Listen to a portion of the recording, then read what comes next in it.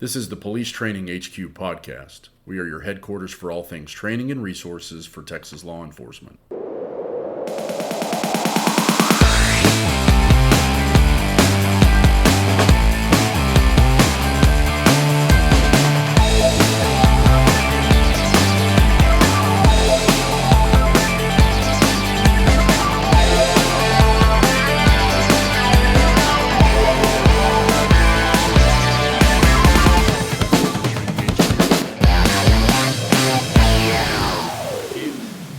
Back for the second episode of our podcast, and I'm going to get right down to brass tacks. I've got something I need to get off my chest. You ready for that? I'm ready for it, Walt. Now, as a preface, not intended to offend anybody, right? This is knowledge that we're trying to bring to the vast listeners.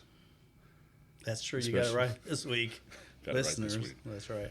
We're trying to bring out knowledge, and today's going to really focus around like best practices. And for the benefit of training the future of law enforcement, frankly. And it's around the topic of kind of subject matter expertise, which is different. And I think I've identified a logical fallacy that I need to get off my chest. You ready to go down that path? I'm ready. Take me down that path. I want to read something to you. I won't say the source, but you and I are going to know it well. And I kind of want to hear how it rings to your ears contextually to training. Okay? So by definition, a subject matter expert is an individual who possesses specialized knowledge, training, or education in a particular topic. And to qualify them, specifically, they have to have documented expertise in a subject matter area. You've been prowling around on TCOL's website? Is that where you're... I can neither confirm nor deny where this definition comes from, because I don't want them to send out people looking for me. When I read that definition to you and your knowledge of law enforcement training, to me there's something missing from that definition. How about you? Do you feel like there's anything missing to that, or is that just a generic definition that sort of sums up subject matter expertise in a way? I think it's generic. It certainly doesn't address probably everything that it needs to address. And I'm not in opposition to a definition that talks about your expertise in the subject, but we're in a training world, and part of that is, can you share that expertise? And share that expertise not by following along with slides on a PowerPoint. I think we sometimes measure our presentation ability by being able to stand in front of the classroom and throw some slides up. In a lot of cases, just simply read those slides. I guess you're an expert clicker, if you want to think of it that way. That's true, yeah. Well, certainly a clicker. I mean, obviously going to come down to I think one of the things that we've coined, I don't know, but maybe to the listeners that want to think about this sort of quizzitive knowledge. And I honestly hope that people will listen to this and think, oh crap, I need to kind of reevaluate our cadre. And again, not to offend anybody, but perhaps even secondarily as a goal for those that want to teach. Because you've hit the nail on the head to me. It's missing one contextual piece that definition would fit better in training if it was also the ability to be a teacher. And I think that definition shoots itself in the foot, because it even goes on to clarify that you need not be a trained instructor to be considered a subject matter expert. And yet we sort of fill our classrooms, perhaps of need, maybe necessity, but we fill it with people that certainly are amazing law enforcement officers and have contributed to our profession meaningfully. And some of the best men and women that have filled the ranks of law enforcement, but it doesn't necessarily in any way equate to retention for the benefit of the students. Because I think that's the fallacy. This argument from authority is how nerdy I'm going to be this week, and it's been floating around my head. If you think about subject matter expertise from your perspective, I don't know if you're willing to share the full but I remember you talking to me about if somebody was to call you and say, hey, I'm like me looking for a job, right? And you're asking them a question. Is it right to say that you're asking them, hey, where do you self declare you're a subject matter expert? Is that kind of the first question when you say I want to teach something? I kind of load the question because I know what I don't want to hear. If I ask you,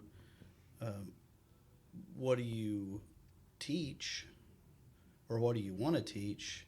If your response is it doesn't matter, I can teach anything, then I'm not interested because I don't think that's true. And I get that the basic academy has some fairly generic topics, but even with that, teaching those topics in a way that the cadet is going to hang on to the information, it involves more than just being an expert in that material. And we've had these discussions, obviously, outside of this podcast, but I see it in three different levels. It's like you're a subject matter expert, and then you develop an expertise in presenting your topic, but then you're also an expert at helping the student, cadet, recruit, whatever term you like the best, retain that information. So it's a blending of all three, and that to me is where we step away from just simply subject matter expertise into sort of this broader idea of the well-rounded professional trainer, instructor, again, whatever term you're more comfortable with, absolutely has to possess the subject matter expertise, but then expertise in the other areas. So it may limit what you teach if you're going to do it to that level and to that quality. But I think the more that you adopt that sort of model, the better you get at it. It's like curriculum design goes, I think, beyond what TCOL would say, here's the material to cover. That design falls back onto the instructor to be sort of dynamic in the classroom, plan for how they're going to present the material, and plan for how they're going to help the student hang on to that material.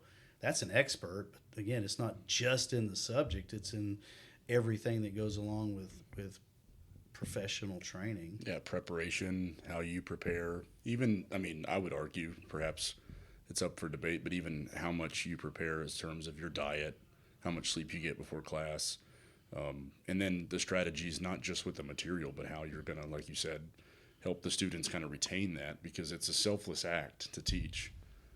I mean, to be honest, it's can't be proprietary, or it shouldn't be something that you give them a little cliffhanger and then has, it has to be kind of full tilt, which is how I've always interpreted your, well, don't call me professing to teach everything, because you just know it's not true. Or, in my view, you're hanging on to something proprietary that you shouldn't, because this profession will have an end. There's a finite time, and as you mentioned before, there's certainly I think kind of a sad realization that people leave here and never come back. Oh yeah, I don't like when people walk away from the profession and don't share what they've learned over a career. Whether I like it or not, I guess, is irrelevant to the person who's walking away. But I mean, you invest your adult life into policing. It's just, I guess, maybe it's sad to see people walk away that possess that knowledge and the ability to share that knowledge, the true subject matter experts. I want to go back to something you were talking about, is sort of coming into the classroom and being selfish. I think you probably see that early on, is when instructors make the journey about themselves. It's like you're going to start and you're going to tell everybody every little thing you've done in your career and every little, accolade that you've got, and your experience in special operations and all the things that are about you. And there's a level of that goes to building credibility. But I think you build that credibility and trust also with just being really, really good in the classroom. Yeah. And when at the end of it, the cadets are like, I want more of this person, in front of me, because not only did I understand the material, but I understand how it applies, and then I understand ways that I can, as the student, can hang on to it and use it not only just to pass a test, but it's like working out in the field. I think the model, and you use this a lot, is when we teach a topic, you can take really any of the topics and make it useful. Mm-hmm. Like when we teach CCP, for example, it's like it's procedures, but how do those procedures fit into the real world of policing? You can go through and talk about duty and all the different statutes that go along with that, and I can test you on that, and on a pen and paper test you can memorize material and get it correct. But it's like, tell me how that works in the real world. How does duty relate to the family violence call? How does duty relate to interfering to prevent injury, or the application of force? I think the expert is not just going to click through a bunch of slides or read you a bunch of statutes. They're going to take you into the world that they've never been in. Like a lot of the recruits, they've never been in the real world, but they're able to take some of our experience and start to apply it and understand things for themselves. Yeah, and that is the selfless act. I mean, it certainly is. And yeah, I mean, whether or not it's procedure or whatever, I think the expert in this context sees it as, all right, I have to take an adult that learns differently, as we know, pedagogically from a child. And then I have to know that I'm walking into a place that they have some experience. That's the first thing. Now, whether or not we work backwards or not, we're getting to a concept and a coined phrase that I want people to consider. But when you coming into a classroom, you always say, like, I'm not going to bore you with a bio. And it's funny because I've seen this before. We'll be doing a basic instructor class, and it's like, okay, my name's Walt, and I'm here to teach you how to make fried rice, right? Because we're making them do this canned 15-minute presentation, and they go through their entire law enforcement career and never mention a granule of rice. And you're like, well, cool. I'm glad that you've hovered over the Empire State Building and rescued 5 people, but can we get back to is MSG healthy or not? For the love of God, I mean, it's irrelevant, and it is perhaps a perception of confidence or credibility that I don't think people care. I mean, I think people want to know that you're a cop and that you represent the profession in some way. But getting in front of students, especially cadets, once you start investing genuinely into their success, that's where credibility's line as an expert. And to me, that's the shift. Because it is content mastery. It is knowing that you have to come in with certain knowledge and be able to answer questions. But to your point, I prepare personally to engage with the students up front to let them know that this is like the 50th time that I've taught this topic. I'm a subject matter expert, but I'm not going to cram that down your throat. You don't have to all hail me, because engagement can be done, as this podcast will show, in myriad of ways. I think what separates us from others is the multimodal approach.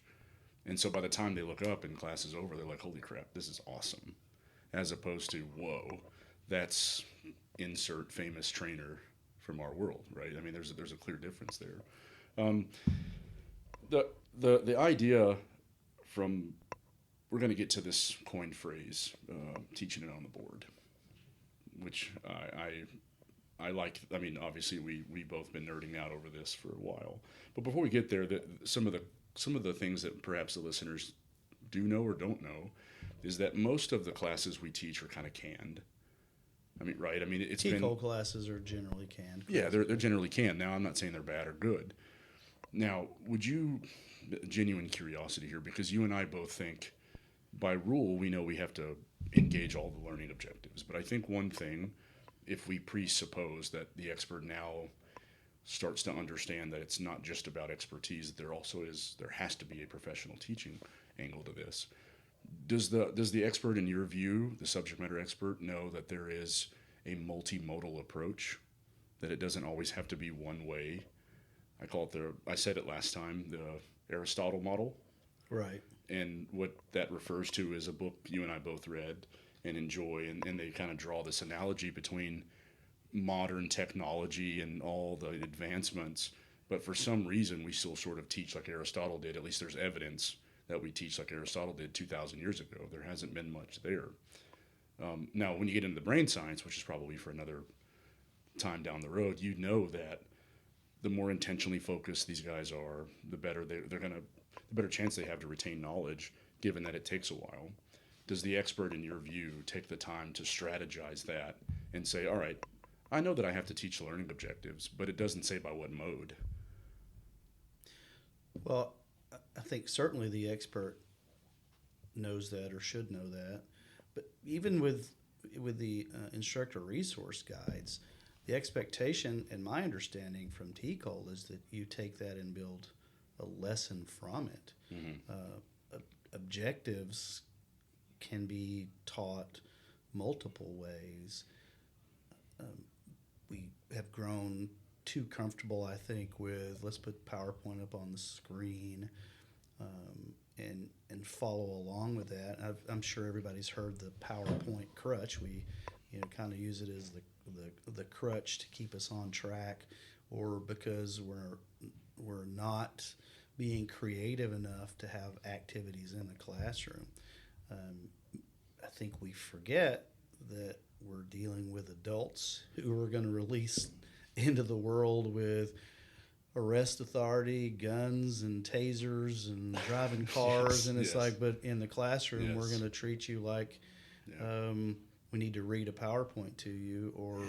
So just taking a different approach, a more adult approach. People learn differently. I think we kind of understand that, but not that differently. We talked about generational differences in both basic and advanced instructor, but realistically, when you start to look at it, there's not that much difference. No. I look at the people today. I know for myself, and we've talked about this before too, is how many people go to YouTube is like, oh, I need to know how to fix this on my car. Or, I want to learn this. We go to a video, scroll through a few videos.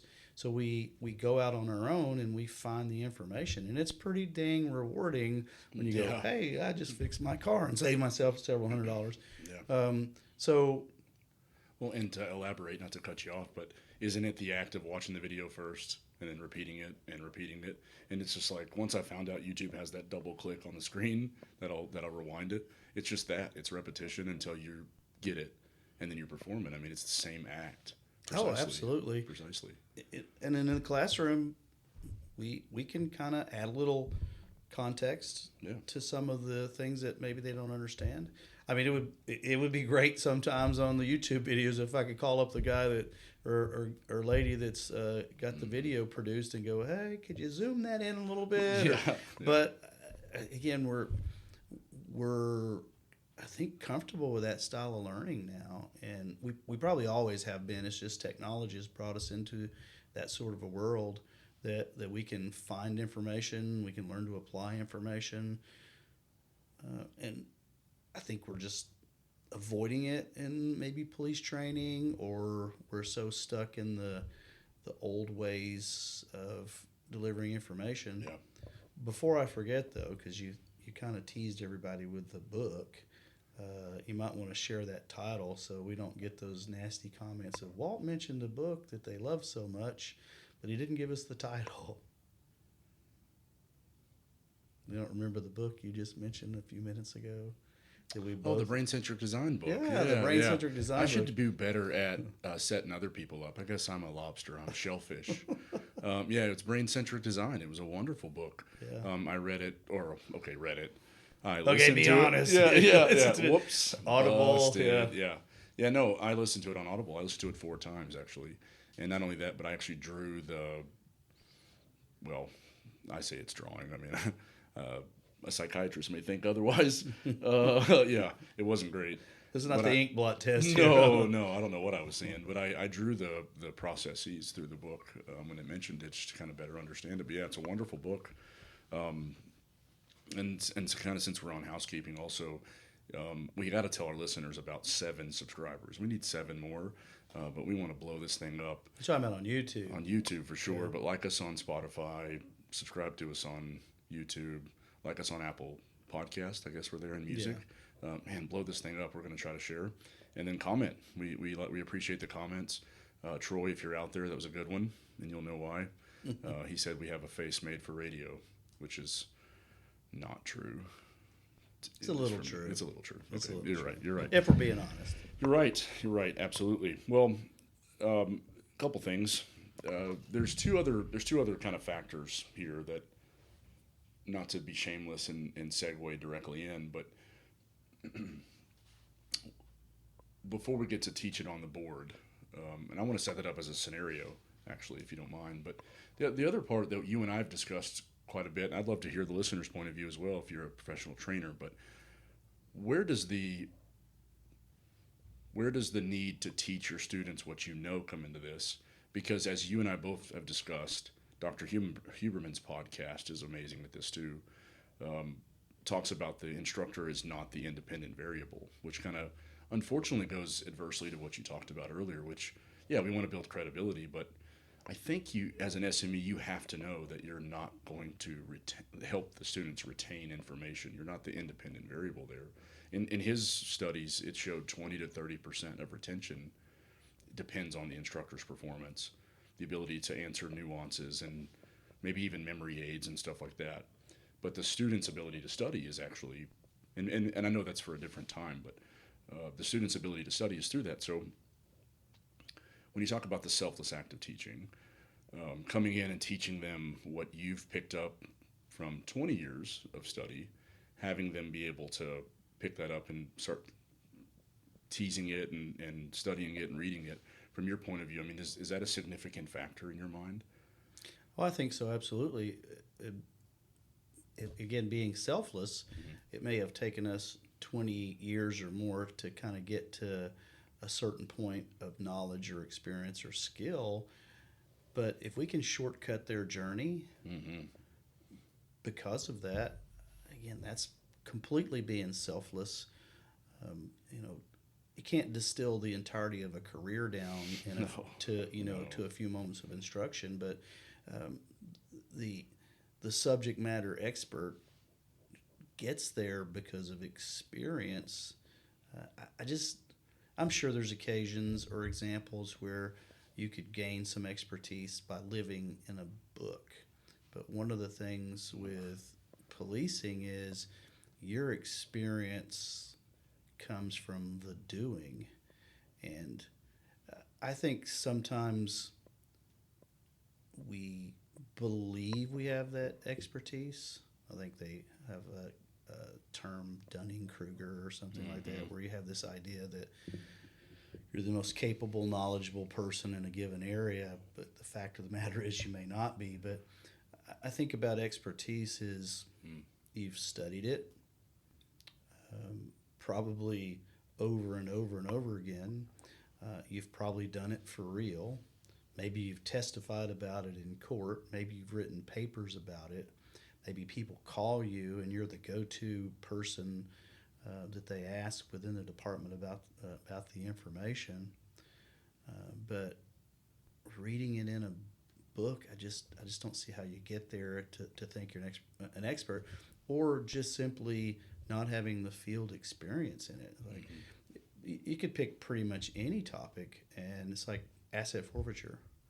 Well, it's not that hard of a topic if you think about it's a very short block of instruction, but the nuances that you were talking about is like if you've never done one, if you've never done one, you've never done multiples, and people are peppering you with questions, you should be able to field those questions because you've done it.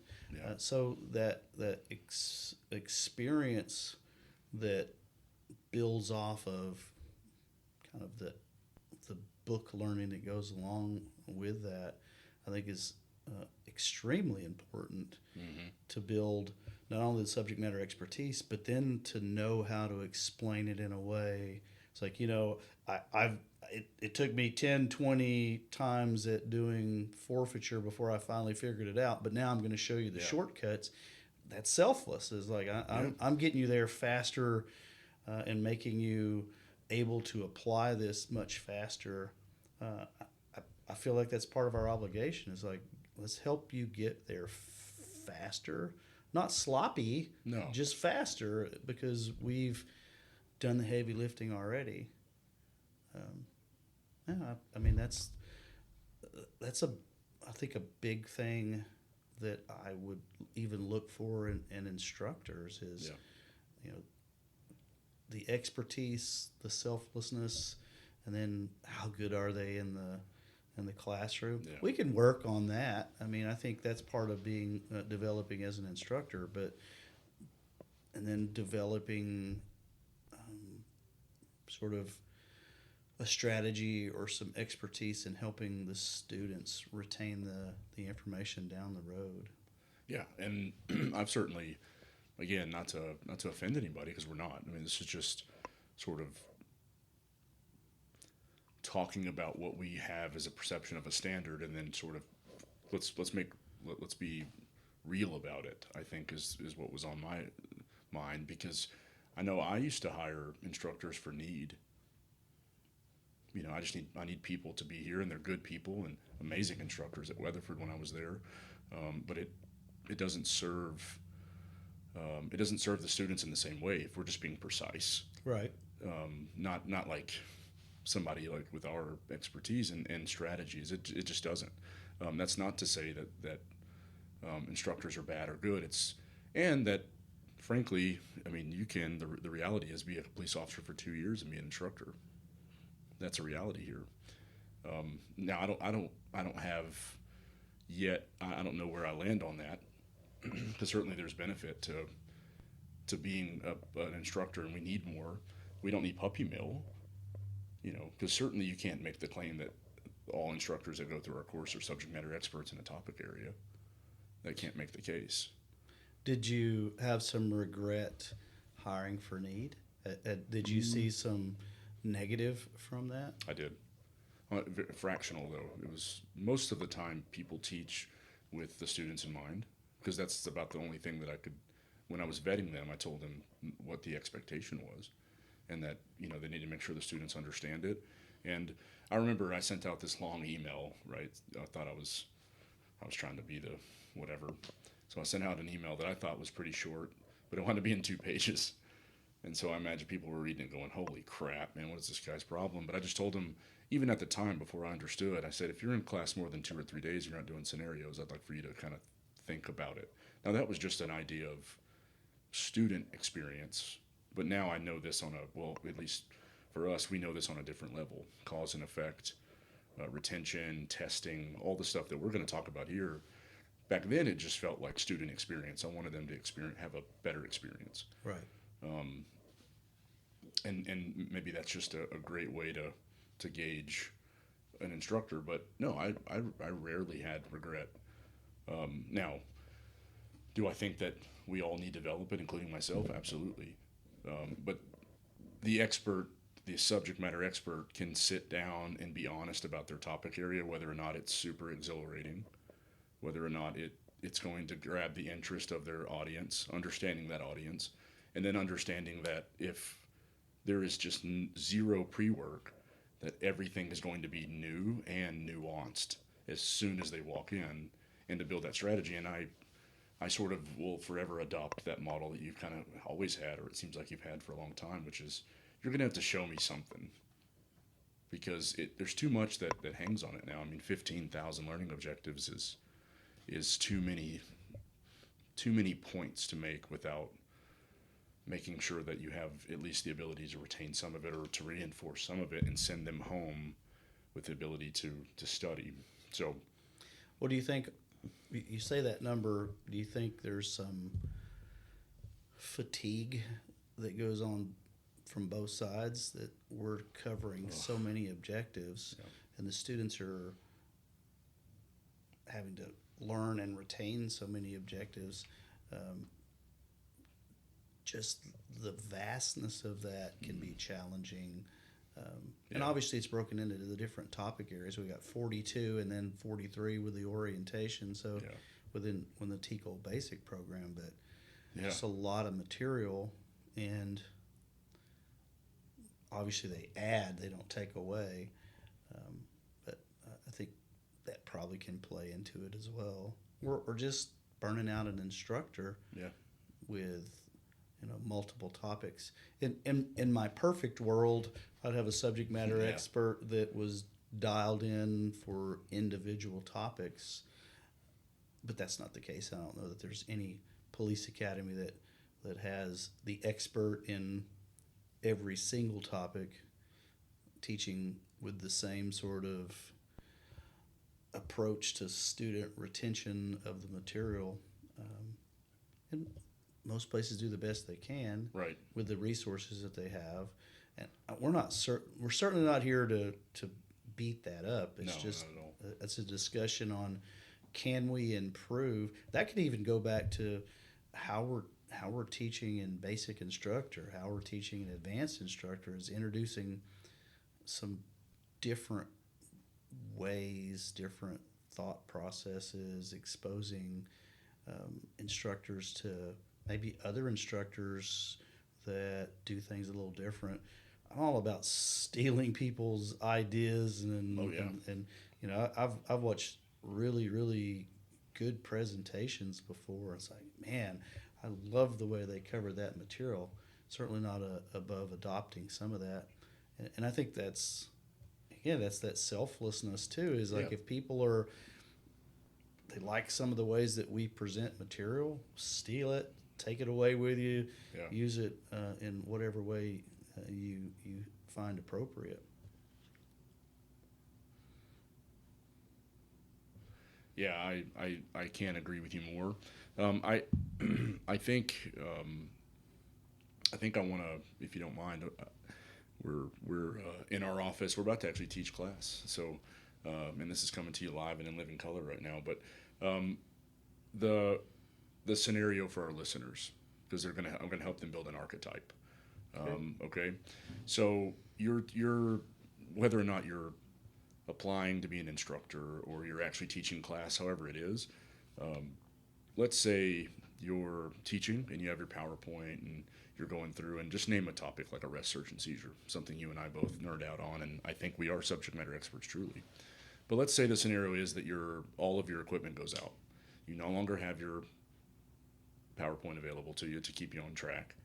You no longer have the computer to research, right? You may have your phone, but in this scenario, because it's mine and I can do whatever I want in this scenario. You get to make it up. Yeah. In this scenario, I'm 6'2", 205 pounds, and I kind of look like Chris Hemsworth. All right, just to set up everybody. Everything goes out.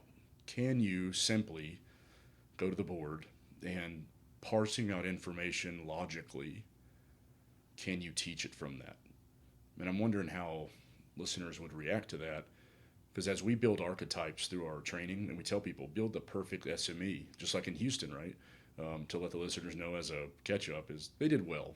The whole class did really well. We were super happy to meet everybody, and it was just a pleasure to be there. But we built this archetype, and then to ask yourself, hey, who in here fits that archetype? Well, there might be some oh moments, because every one of them included the ability to teach. So go back to the scenario. When you said teach it on the board a lot, you say it all the time. I mean, we teach crime scene together. We teach all those, and it's funny because the listeners may not know. If you've been to our classes, you will. You're like, hey, I need to go take a phone call. Why don't you just teach, warrants on the board? And I'm like, okay, cool.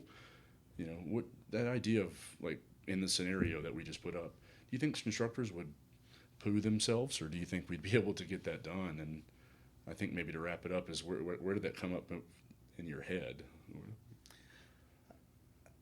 I think a lot of it is just having those failure points when you Your PowerPoint. I mean, I've been places where they got a PowerPoint, but nobody has a computer, or the computer goes out.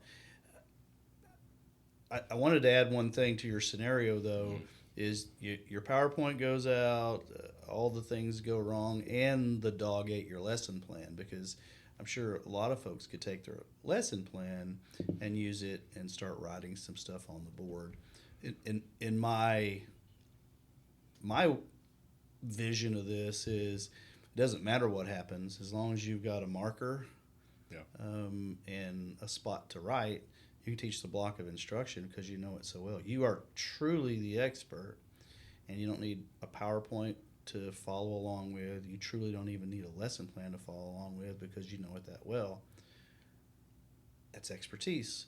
And we know people that can do that. You can do that. I can do that.